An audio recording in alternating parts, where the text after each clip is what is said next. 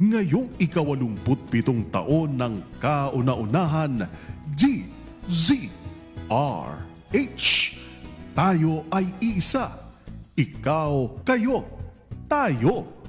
Iisa ang radyo, tayo ay iisa. Iisa ang nag-uugnay, iisang radyo ang pinakikinggan.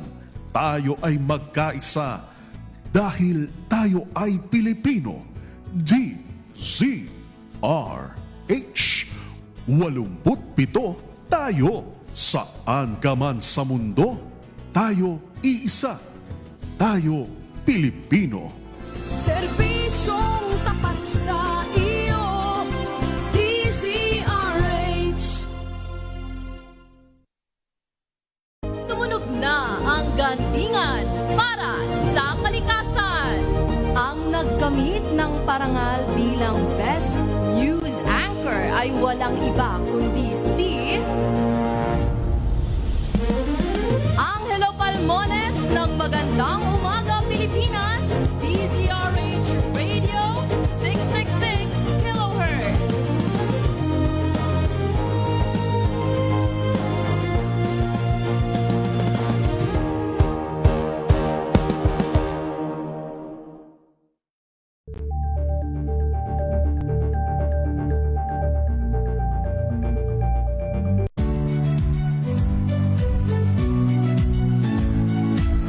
Magandang araw mga kaibigan.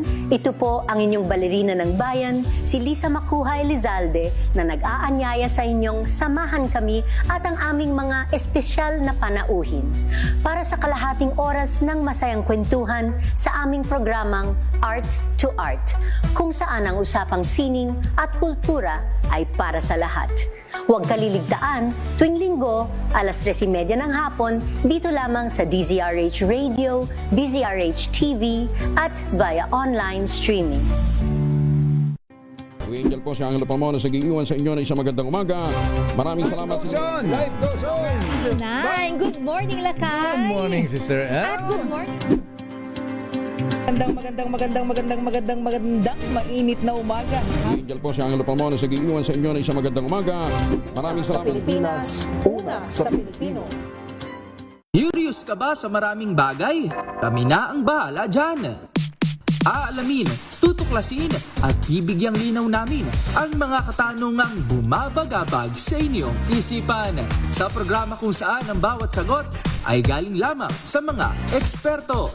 Ang Expert's Opinion, tuwing linggo alas 3 ng hapon, dito lang sa DZRH TV.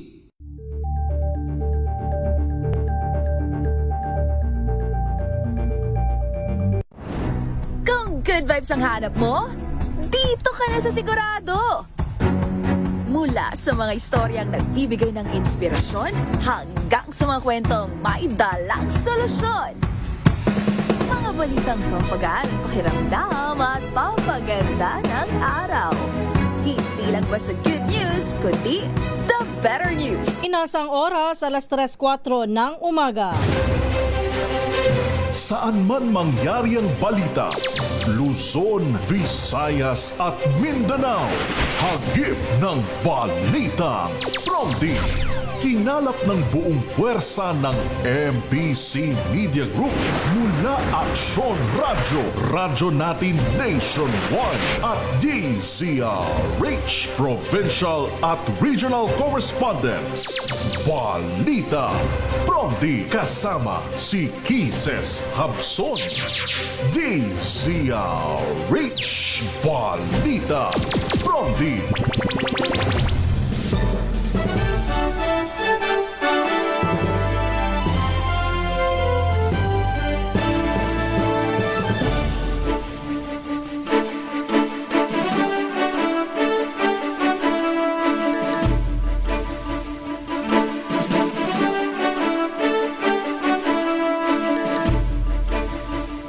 Magandang umaga Luzon, Visayas, Mindanao, Pilipinas.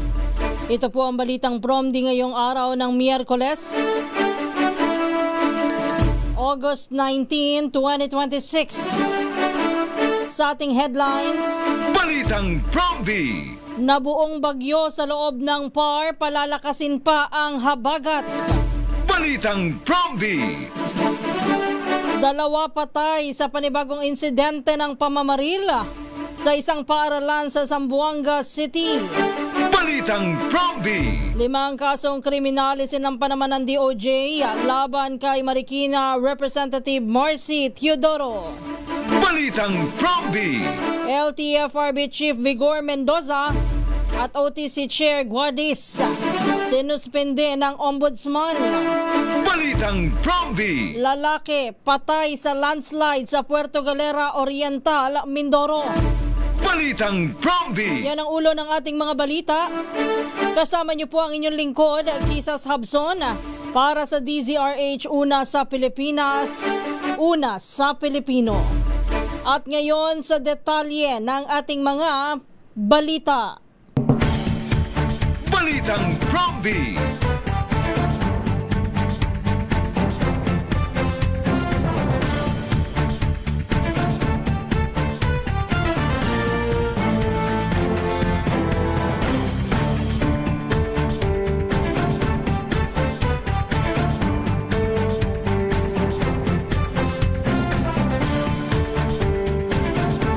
Napanatili ng Tropical Depression Neneng ang lakas nito habang kumikilos sa ibabaw ng karagatan sa silangan ng Batanes.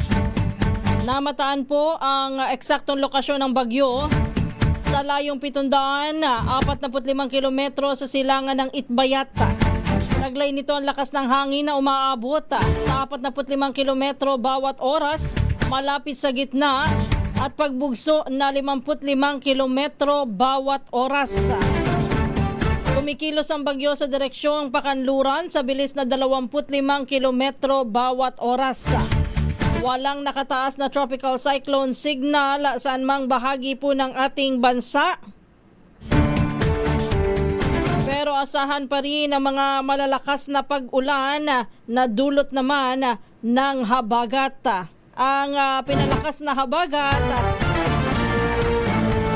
ay bunsod nga ho nitong Tropical Depression Neneng at ng 2 pang bagyo na nakapalibot ho sa ating Philippine Island.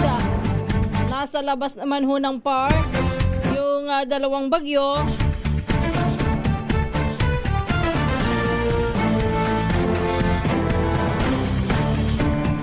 Yung isa ho na bagyo sa labas ng Pilipinas, nandiyan sa 520 kilometro sa kanluran ng Calayan, Cagayan. Yan naman po ay may taglay na lakas ng hangin na umaabot sa 45 kilometro bawat oras malapit sa gitna. At pagbugso na 55 kilometro bawat oras. Ito po'y hindi na papasok sa Philippine Area of Responsibility. Ngunit nagiging dahilan din po ng habagat. Yan po ay patungo naman pakanluran ng ating o sa labas po ng PAR o palayo po ng bansa sa bilis na 10 kilometro bawat oras. Ang isa pang tropical depression o bagyo na nasa labas naman po ng Philippine Area of Responsibility ngunit binabantayan ng Pag-asa at isa rin po sa mga nagiging dahilan nitong habagat ay itong tropical depression na nasa layo naman ho na 3,155 kilometro sa silangan at sa silangan po ng hilagang silangan ng Mindanao. Taglay naman ito ang lakas ng hangin na umaabot sa 45 kilometro bawat oras at bugso na 55 kilometro bawat oras. Sa ngayon ay mababa pa ho ang tsansa ng naturang tropical depression na pumasok po sa ating bansa. Pero ang bagyo ho na ito ay kumikilos, mabagal na kumikilos patungong hilagang kanluran. Balitang Promdi. Pilipinas ang oras, alas 3:10 ng umaga. Standby lang po doon sa mga walang pasok. Puntahan muna natin ang mga balita mula sa Pangasinan. 2 tulak ng ilegal na droga sa Dagupan City arestado sa magkasunod na operasyon ng PNP. Higit 50,000 halaga ng shabu ang nakumpiska. Ibalita mo yan na Rich 38 Freddy Fajardo.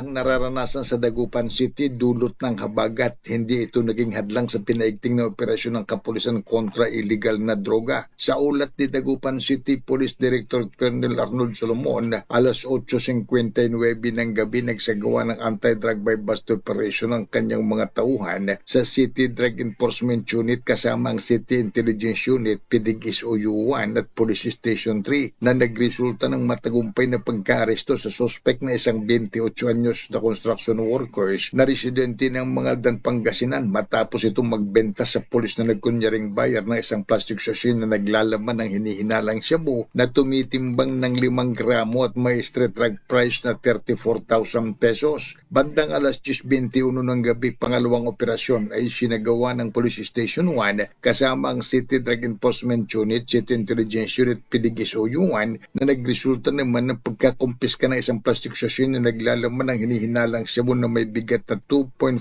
grams at may street drug price na 61,320 pesos sa suspect na isang 23 anyos na mekaniko na residente sa lungsod. Nasamsam din sa mga suspect ang ginamit na mark money sa operasyon. Kaso ng paglabag sa Republic Act 9165, the Comprehensive Dangerous Drug Act of 2002 ang kinakaharap ngayon ng mga akusado na kasalukuyang nasa kustodiya ng Dagupan City Police Station.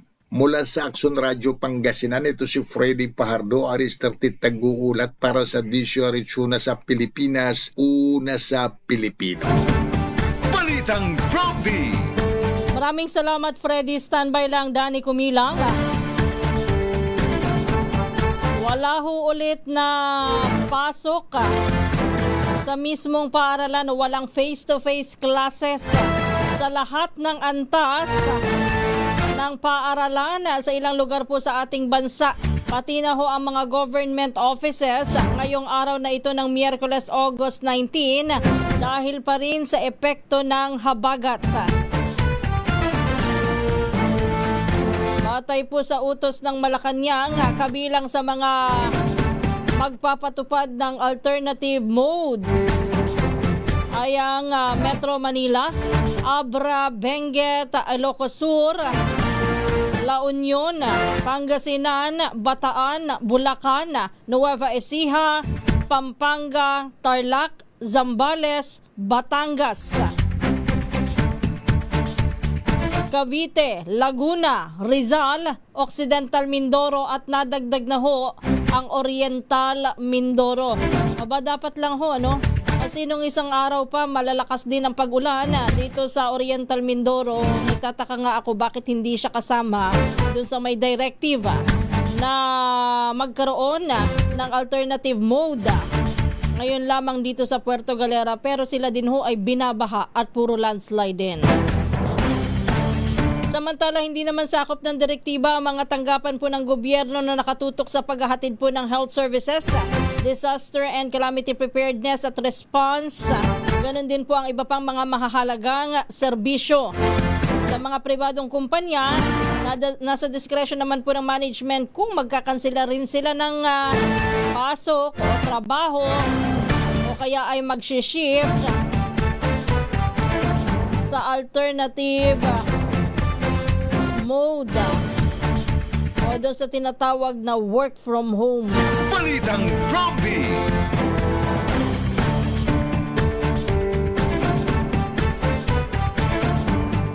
Kaugnay niyan, kanselado din po ngayong araw ang ika-17 araw ng impeachment trial ni Vice President Sara Duterte dahil sa inaasahan nga pong mga malalakas pa ring pag-ulan. Ayon kay Senate Impeachment Clerk of Court Renato Bantug Jr., iniutos po ni Presiding Officer at Senador Francis Chis Escudero ang pagkansela ng paglilitis ngayong araw po ng Miyerkules, August 19. Yan ay dahil po sa patuloy na pag-iral ng southwest monsoon o habagat na nagdudulot po ng mga malalakas na pag-ulan. Nauna ng kinansela kahapon ng Senado at ng Kamara de Representantes ang kanilang plenary session dahil din po sa masamang panahon. Pinayagan din ng work from home scheme sa mga opisyal at empleyado po ng House Secretariat maliban na lamang kung kinakailangan ng pisikal na pagpasok po sa trabaho.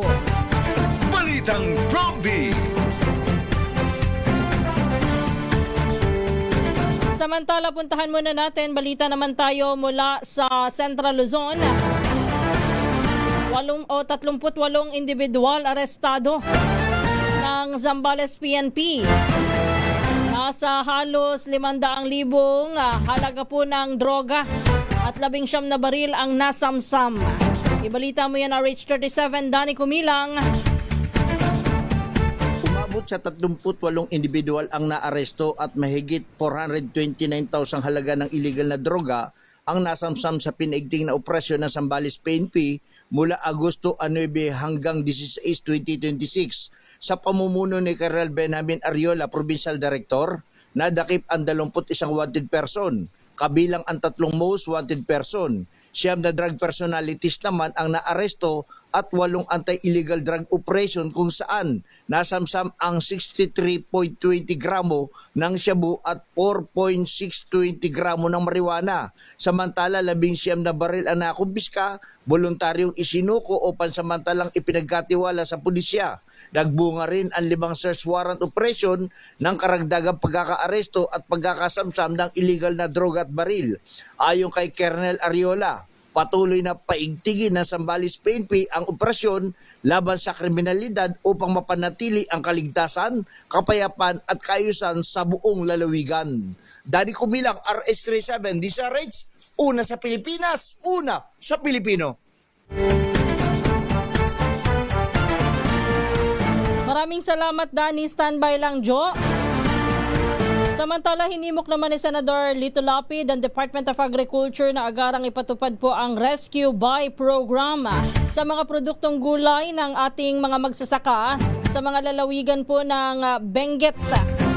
Yan ay kasunod po ng mga ulat na itinapon na lamang ng mga magsasaka ang repolyo at carrots sa Labay, Lacamen Road at sa Tublay, Benguet dahil sa kawalan ng mga namimili at bagsak presyo ang mga gulay dulot po ng bagyo at habagat. Bilang isa ring magsasakay, nangihinayang po si Lapid sa ginawang pagtatapon at pagkasira po ng gulay sa Benguet. Nananawagan naman si Lapid kay Agriculture Secretary Francisco Tio Laurel Jr. agad na magpatupad ng Rescue Buy Scheme sa mga produktong agrikultural para mapakinabangan kung kahit pa ng senador ang gulay na binibili o bibilhin daw po ng DA mula sa mga magsasaka sa Benguet ay dalhin at ipamahagi sa mga kababayan na nasa evacuation centers at iba pang biktima ng magkakasunod na bagyo at habagat. Tama. Bukod dito, suhestyon pa po ni Lapid, pag-aralan din kung paano magagamit ang mga nag-aalaga ng hayop at ng mga magsasaka mga maisasalba pang gulay na hindi na pwedeng kainin o ipamahagi para lang mapakinabangan. Balitang Bromby!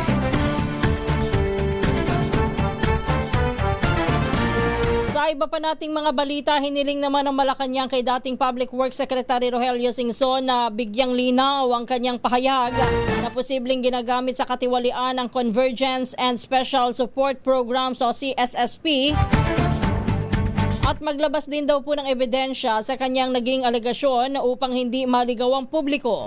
Una nang sinabi ni Singson na bilyong-bilyong piso ang inilaan sa programa at may ilang proyektong kulang umano sa cost estimate, specification at technical studies. Itinanggi rin ng palasyo na nakatagong budget item ang naturang CSSP. Ayon kay Palace Press Officer Claire Castro, nakalinya po ang CSSP sa 2026 National Budget bilang regular program ng Department of Public Works and Highways. Balitang Bromby! Samantala, balita naman mula sa Western Visayas, job hire ng Oton LGU sa Iloilo. Natimbog daw po sa drug buy bust operation. Ibalita mo yan, RH correspondent mula sa Action Radio Iloilo, Jocelyn Maque.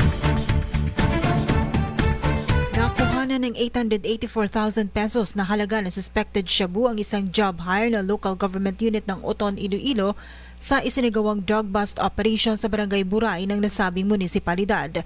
Nahaharap sa kasong paglabag sa Republic Act 9165 o Comprehensive Dangerous Drugs Act of 2002 ang suspect na si Alias Mariken matapos nasamsam sa kanya ang 7 sachet ng illegal drugs.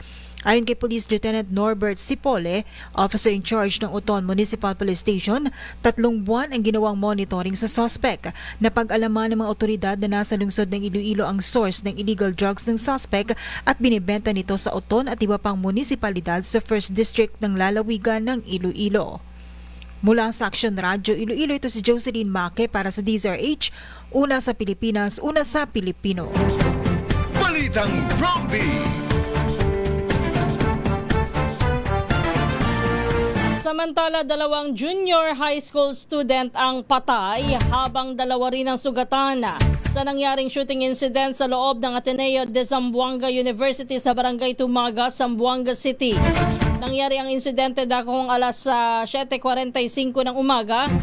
Wala pang 1 oras matapos na magsimula ang klase. Ayon kay Zamboanga City Mayor Kaimer Adan Olaso, unang pinaputukan po ng suspect na minor de edad ang isang guro.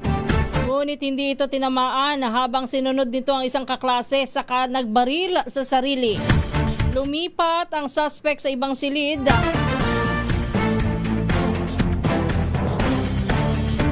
Okay. Bago po yung pagbaril niya o pagkitil niya sa sariling buhay, lumipat pa po yung suspect sa iba't ibang silid. Samantala, na-recover naman sa lugaran 2 9mm na baril, firearms bag at backpack. Ngunit inaalam pa kung paano po ito naipasok sa loob ng mga paaralan o ng paaralan. Ayon kay Interior Secretary John Vic Remulla, sinusuri pa rin ng mga otoridad ng social media accounts, gaming history at chat records ng suspect upang malaman ang dahilan ng insidente.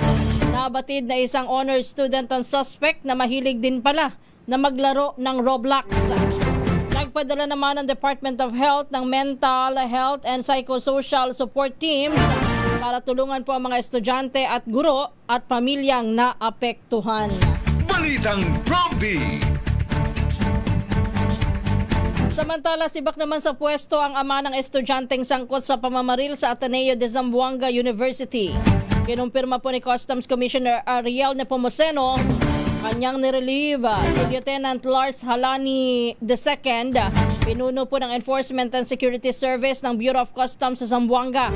Iniutos din niya masusing pagbilang at pag-iimbentaryo sa lahat ng mga baril na inisyu sa mga tauhan ng BOC.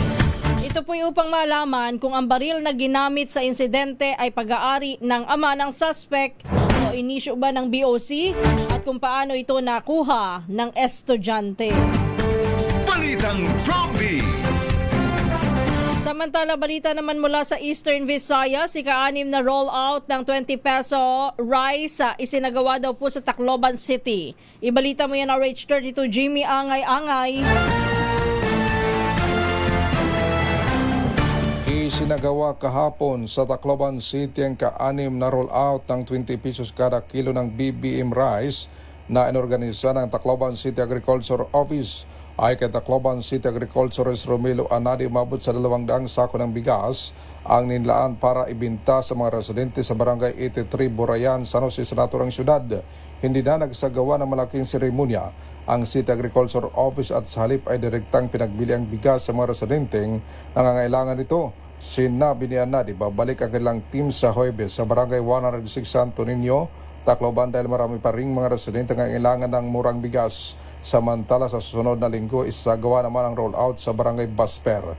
Ipinaliwanag ni Anadi na iba ang 20 pesos rice sa karaniwang commercial rice dahil dito gaanong maputi at hindi dumaan ng mga prosesong gumagamit upang maging mas maputi sa commercial na bigas. Patuloy naman ang programa ng City Agriculture Office upang makapagbigay mas abot kayang bigas sa mga Taclobanon, lalo na sa mga pamilyang higit na nangangailangan.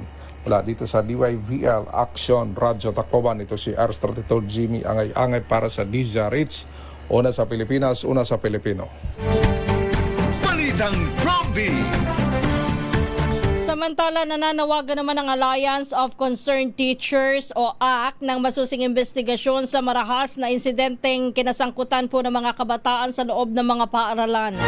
Iginit ng grupo na dapat ay matukoy kung saan nagmula ang baril, paano ito napunta sa menor de edad at kung sino ang responsable sa pag-iingat nito.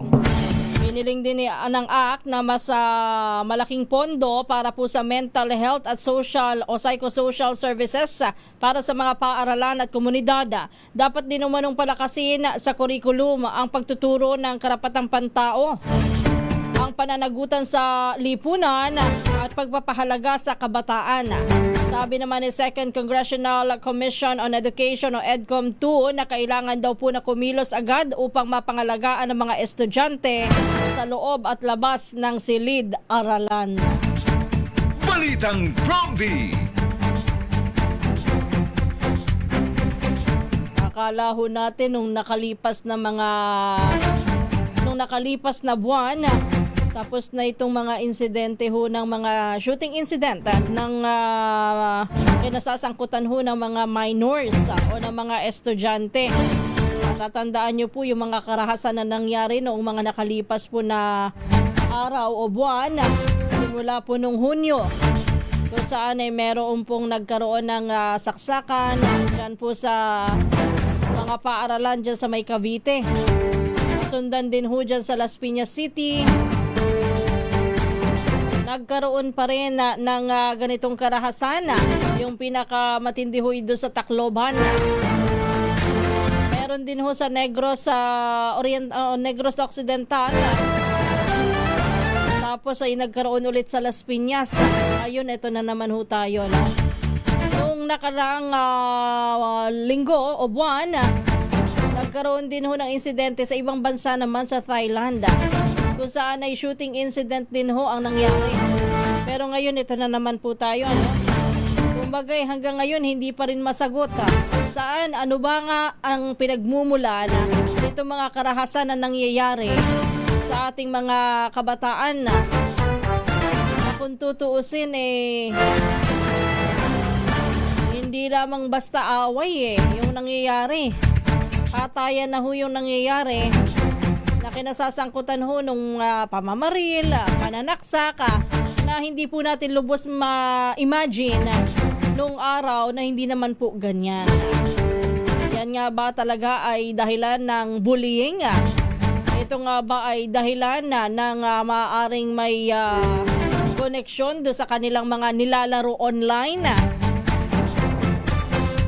O baka naman may iba pang pinag-uugatan itong mga karahasan sa mga menor de edad.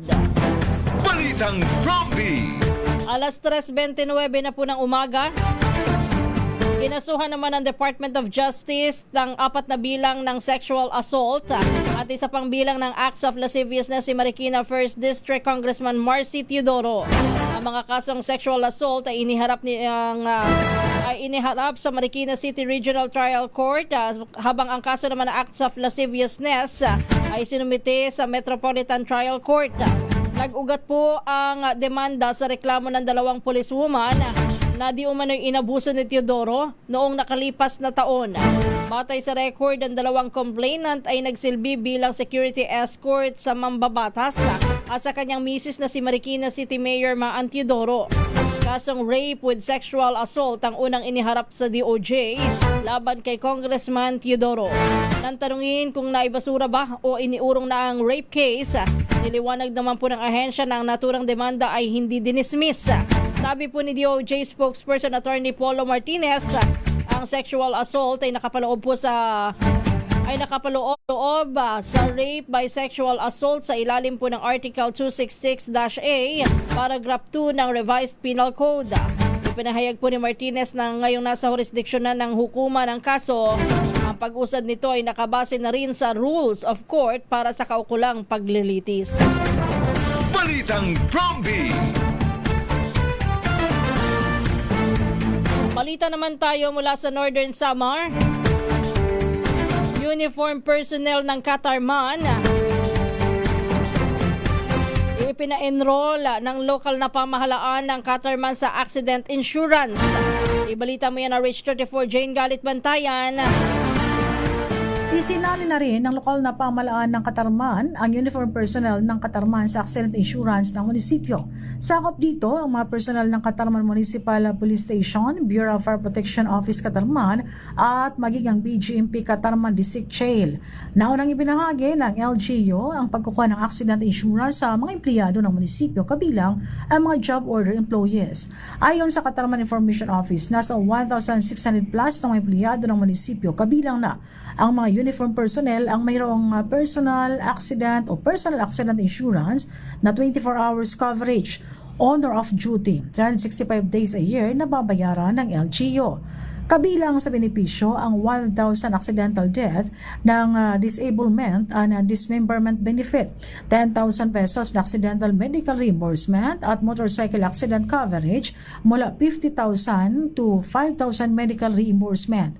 Kinilala ng lokal na pamahalaan ang peligro ng men in uniform sa pagsiserbisyo sa bayan. Mula sa Aksyon Radyo Catarman, RH34 Jane Galit Bantayan ng DZRH. Una sa Pilipinas, una sa Pilipino. Balitang Prompty.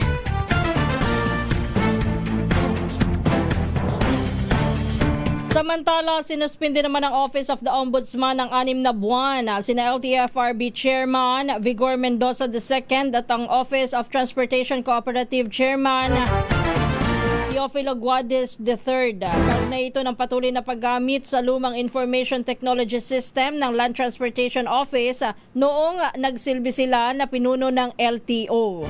Ayon sa Ombudsman, may sapat na batayan para imbestigahan ang mga opisyal sa kasong grave misconduct at conduct prejudicial to the best interest of the service. Batay sa audit finding, umabot po sa 13.3 billion pesos ang computer fees na siningil sa publiko mula 2019 hanggang 2025. Yan po'y dahil sa sabay na paggamit ng lumang Stratcom system at yung bagong Land Transportation Management System o LTMS. Sabi ni Mendoza na iginagalang niya ang desisyon at ihaharap ang kanyang mga ebidensya upang linisin ang kanyang pangalan. Tiniyak naman ng Department of Transportation na mananatiling bukas at tuloy po ang serbisyo ng LTFRB at ng OTC habang nakikipagtulungan sila sa investigasyon. Balitang Prompty. Itinanggi naman ni dating congressman at ngayon Philippine Air Force Reserve Brigadier General Mikey Romero na ginawaran siya ng Gold Cross Medal mula sa Armed Forces of the Philippines. Paglilinaw po ni Romero, ang medalya sa isa niyang larawan na naging batayan po ng mga alegasyon laban sa kanya ay hindi naman Gold Cross Medal. Yun daw po ay gawad sa kapayapaan. Ibinigayaan niya ang parangal bilang pagkilala sa kanyang ambag sa pagkuha ng Armed Forces of the Philippines ng 3 bagong C-130 aircraft noong 2022 habang siya ay miyembro pa ng Kongreso. Dagdag pa ni Romero, nakatuon po siya ngayon sa kanyang mga tungkulin sa Philippine Air Force Reserve Force at sa kasalukuyang siya po ang commander ng Tactical Operations Wing Reserve ng Northern Luzon at chairman din po ng Association of Reservists and Reservist Administrators of the Philippines. Balitang Prompty. Samantala, dako tayo balita naman mula sa Davao. Kadayawan Festival 2026 sa Davao City natapos na walang naitala daw pong malubhang insidente. Ibalita mo yan, Jun Soter ng Aksyon Radyo, Davao. Matagumpay na natapos ang Kadayawan sa Davao Festival 2026 matapos walang naitalang insidente ang Davao City Police Office o DCPO sa mga pangunahing aktibidad ng selebrasyon. Ayon sa DCPO, naging susi sa maayos at ligtas na pagdaraos ng festival ang pagtutulungan ng City Government of Davao, DCPO, Public Safety and Security Office o PSSO, iba pang law enforcement agencies at mga force multipliers members mula sa komunidad sa pamamagitan ng estratehikong deployment ng mga security personnel, maagap na pagtukoy sa mga posibleng banta at tuloy-tuloy na pagbabantay na panatili ng mga otoridad ang kapayapaan at kaayusan sa mga lugar na pinagdausan ng iba't ibang aktibidad ng kadayawan. Malaki rin ang ambag ng publiko sa tagumpay ng selebrasyon, partikular ang disiplina at pakikisa ng mga Davao at mga bisita sa pagsunod sa mga safety protocols. Ayon sa DCPO, ipinakita ng matagumpay na pagdaraos ng Kadayawan 2026 na mahalaga ang kooperasyon ng komunidad at mga security agencies upang matiyak ang ligtas at maayos na pagdiriwang ng mga malalaking kaganapan sa lungsod. Ito si June Suter sa DZRH. Una sa Pilipinas, una sa Pilipino. Balitang Prompty. Samantala, mas pinaigting ng National Bureau of Investigation ang kampanya kontra illegal na droga sa Taguig City.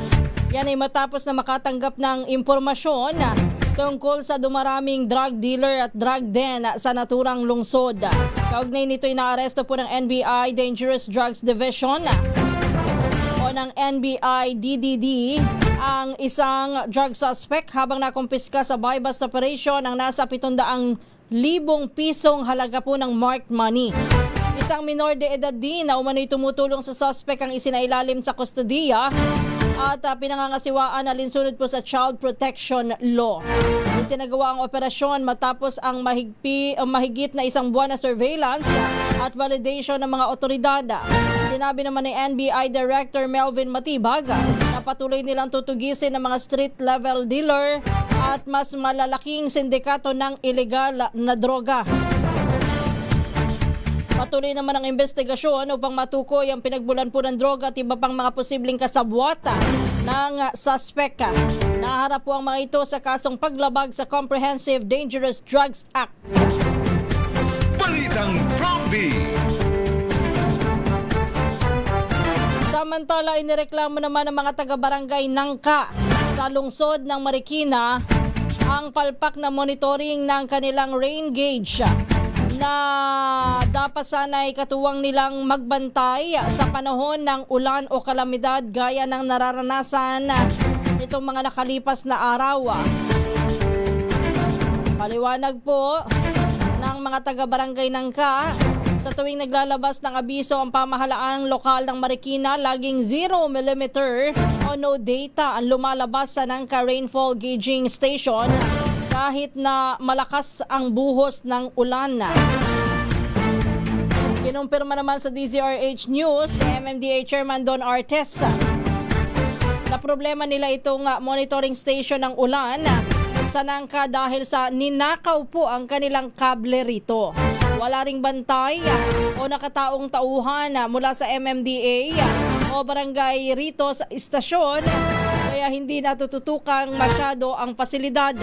Ayon sa maintenance supervisor ng Nangka na si Rolly Ramos, mabuti na lang at may hiwalay na rain gauge ang kanilang barangay lalo't sila ang tagasalo ng tubig mula sa San Mateo. Samantala, sinabi naman po ni MMDA Chair Don Artes, nakabili na daw po sila ng bagong wire pero inaayos na lamang ang mga server nito. Gumawa na rin nila sila ng request para sa dagdag na 24/7 manpower para sa pagtao po o para may tatao sa naturang pasilidad. Balitang Prompty. Patay naman ang isang lalaki matapos na matabunan ng landslide sa barangay Sinandigan sa Puerto Galera Oriental, Mindoro.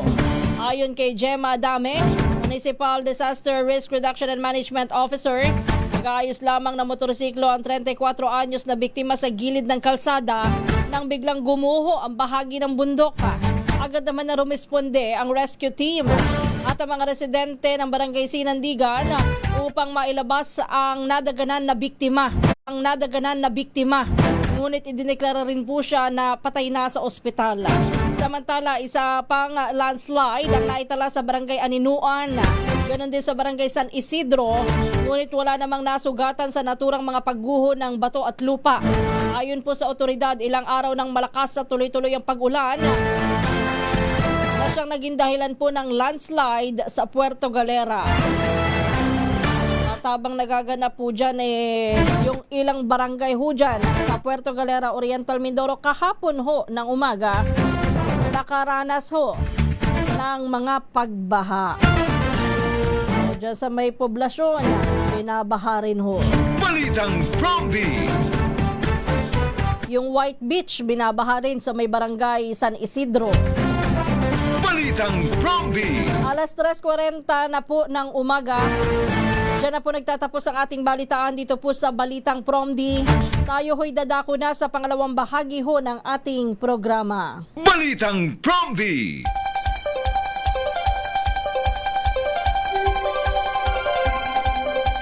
Muli isang magandang umaga po ang ating pagbati sa lahat ng mga nakikinig, nanonood at nakatutok ngayon. Dito po sa ating programa, ito nga po ang Balitang Promdi. Kumusta na po ang ating mga kababayan? Maulan pa po ba sa inyong mga lugar? Pero sabi naman nga ho ng Pag-asa ay ang mga pag-ulan na ito hanggang sa huling bahagi ho ng Agosto ay mararamdaman at mararanasan. Yan po ay dahil nga sa habagat na siyang nagpapaulan po ngayon. Bagamat meron din ho tayong bagyo na binabantayan, bagamat ito'y wala namang signal.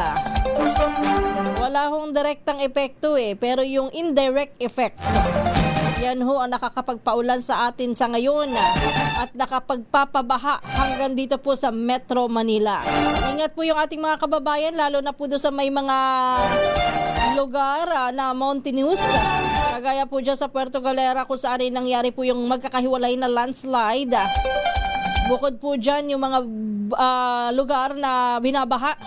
O dyan sa Bulacan, hindi na po natapos-tapos ang pagbaha. Sabay pa ho yung high tide at saka yung pag-ulan, kaya ho lagi hong kumbaga dyan sa Bulacan nga ho, pag sinabing high tide may ilang mga lugar na binabaha kahit walang ulan. What more ho ngayon na malakas po ang ulan at tuloy-tuloy. Very good naman, sabi ni Mr.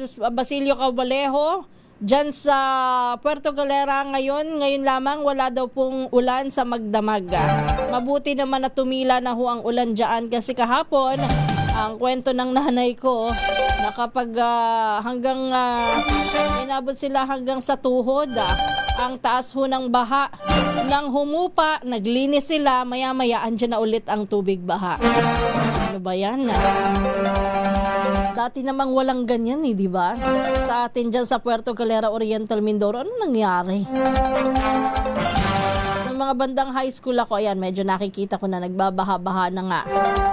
Pero hindi pa ho kasing dalas na ngayon na mangangamba ka na kapag ka umulan, meron na agad na baha. Putik pa nga. Alas 3:44.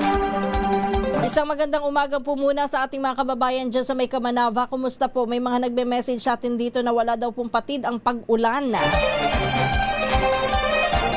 Magandang umaga po dito po sa South Caloocan. Sobrang lakas po ng ulan ngayon dito, sabi ni Chris Rack Sanchez.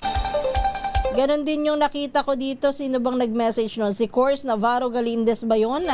Nag-message sa atin na lakas daw ho ng ulan. Dito kaya sa atin, malakas din ba? May pag-ulan. Pero kanina no sinilip ko, umuulan-ulan nga ho Akala ko nga nagpahinga na rin kasi kahapon medyo humupa-hupa ng kaunti. Anyway, that's life. Tayo po'y mag-ingat na lamang at kung walang lakad, mas manatili na lang sa bahay. Kung lulusong sa baha, siguraduhin po na nakabota. Mag-ingat po tayo doon sa mga sakit na pwedeng makuha nga ho dyan sa mga pag-ulan at pagbaha. Sa iba pa po nating mga balita kahapon po isang karumal-dumal na naman, marahas na naman ang mga balita ang ating natanggap. Diyan naman sa Zamboanga, matapos ho na mangyari na naman yung panibagong insidente ng pamamarila sa loob mismo ng paaralan, kung saan ay meron na naman pong estudyanteng binawian ng buhay Ganon din ho ay may mga nasugatan at may iniwan ho na takot at trauma para sa mga estudyante. Yun nangyaring pamamaril kahapon.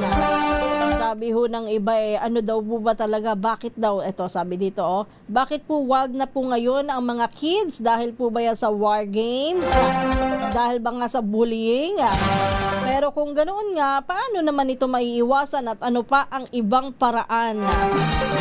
Hindi pa nga humasagot kung yan ba talaga ang dahilan o meron pa po bang ibang dahilan kung bakit nagkakaganyan. Maaaring po pwedeng sa atensyon din sa bahay, baka sakasakali. Magkakaiba po yan Hindi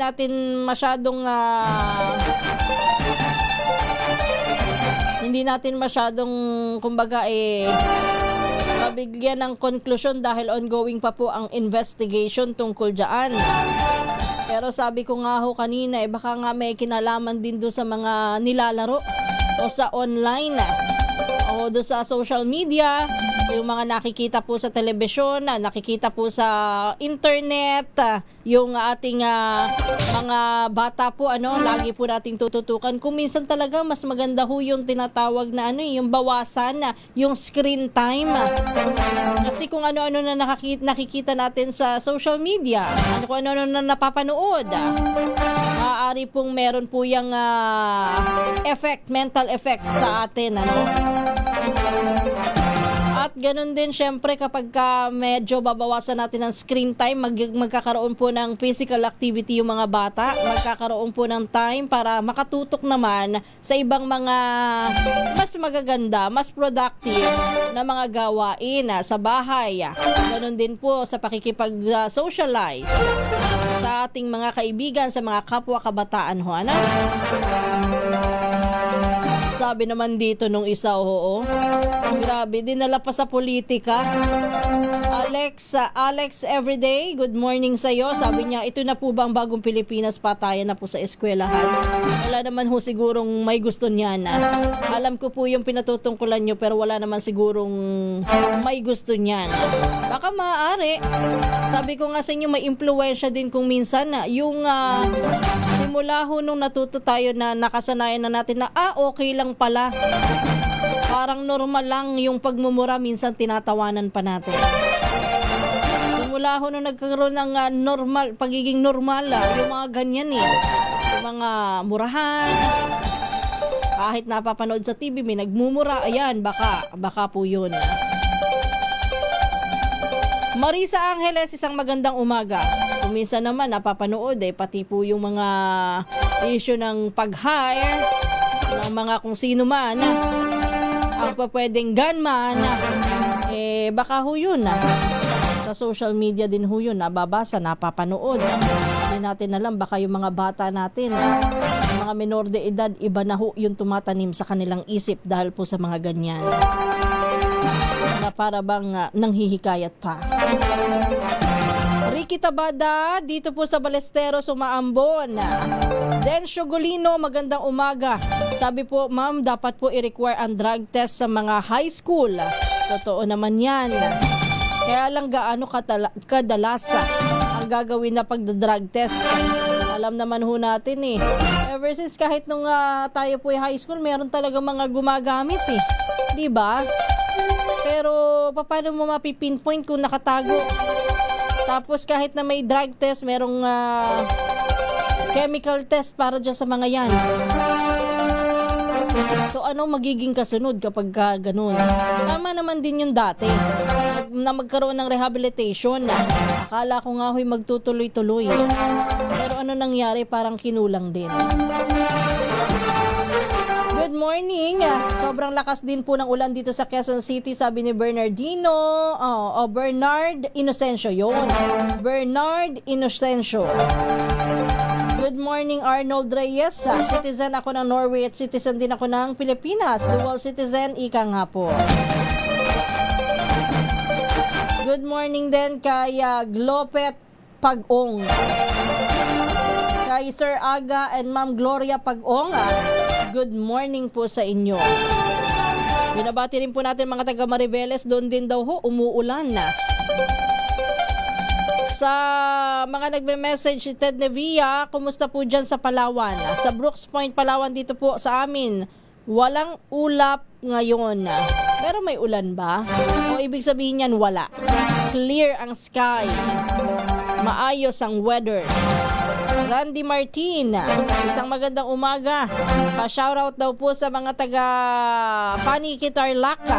Sa classmate daw po na sina May, Manda, Venus, Joanna, Sheila. Keep safe daw po at bahana sa papuntang Kamiling, Tarlac.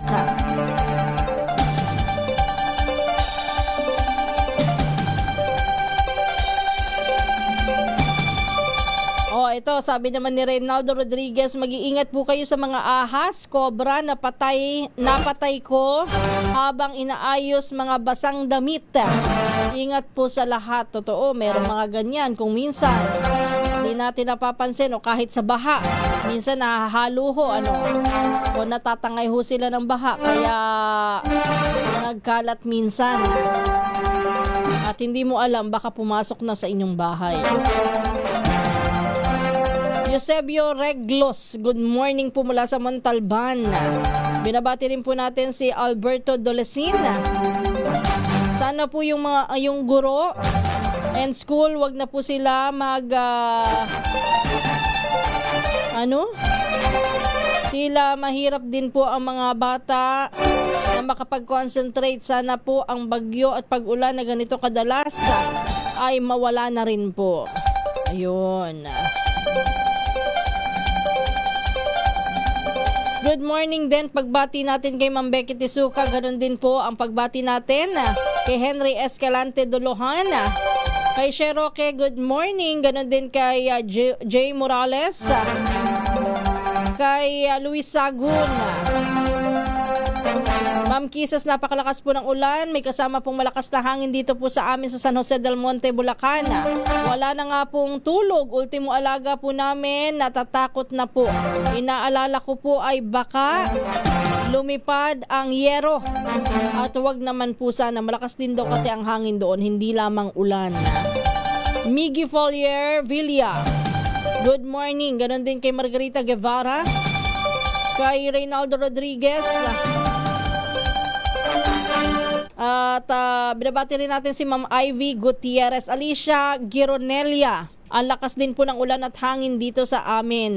At binabati rin po natin isang magandang umaga, happy listening, happy viewing kay John Nax. Sabi niya ay shout out po sa mga taga Australia, sa Melbourne. Ganon din kay Noel Sikat, good morning sa iyo Sir Noel. Dinudurog ko po ang balat ng prutas at gulay at dinidilig sa halaman. Bakit Orlando de la Cruz? Para po saan yun? Yung kanina, yung sa yung mga...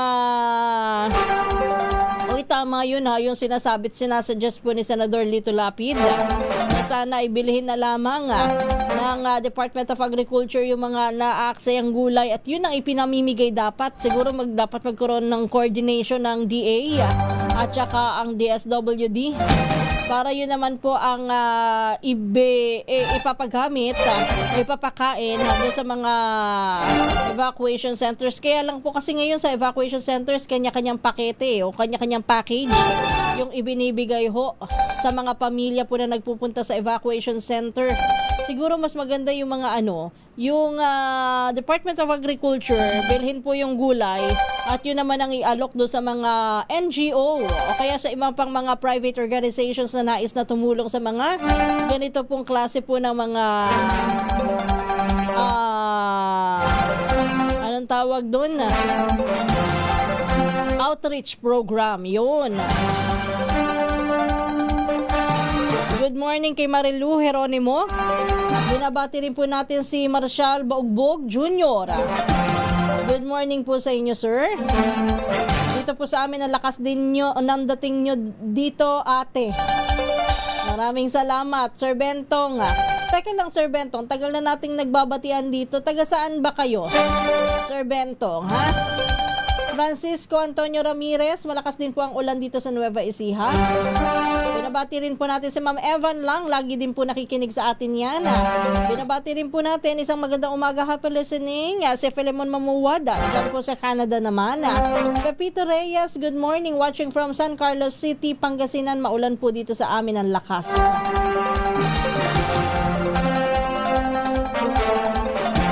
Naimbag nga bigat, kakabsat, watching from San Mateo, Isabela.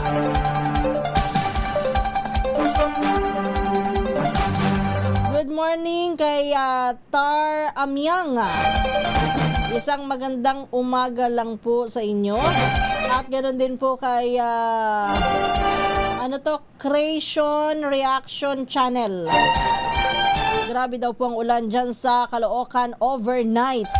Lani Rihuso, good morning. Happy Wednesday.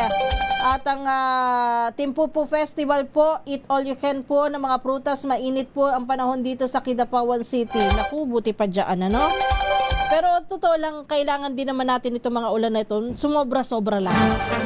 Kasi kung tutuusin, kahit papano, may naging magandang dulot naman din po itong dun sa ating mga dam.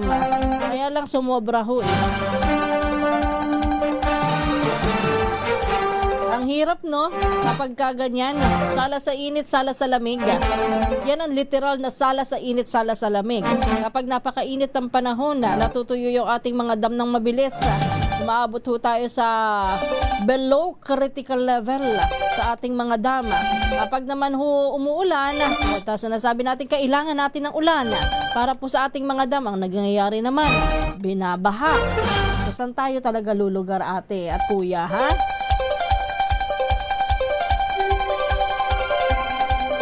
Pepito Reyes, good morning.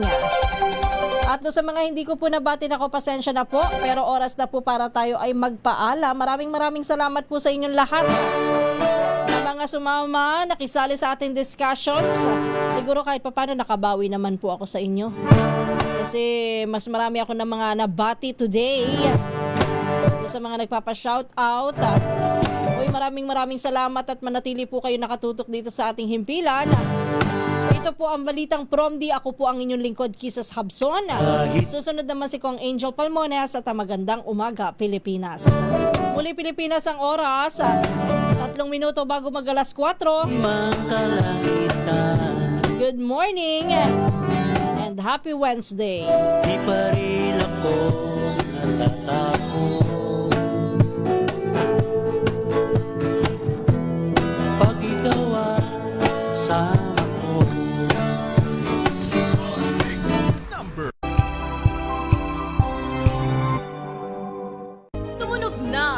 Gandingan para sa kalikasan. Ang nagkamit ng parangal bilang Best News Anchor ay walang iba kundi si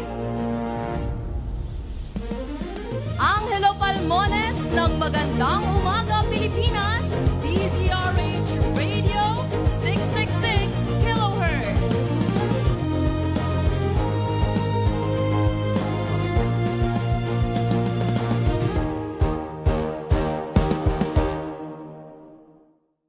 Sa pagbabalik tanaw sa 87 taong legasiya ng DZRH, napagtagumpayan na ng kauna-unahang himpilan ng radyo sa Pilipinas ang iba't ibang pagsubok, kabilang na ang bangungot noong panahon ng ikalawang digmaang pandaigdig.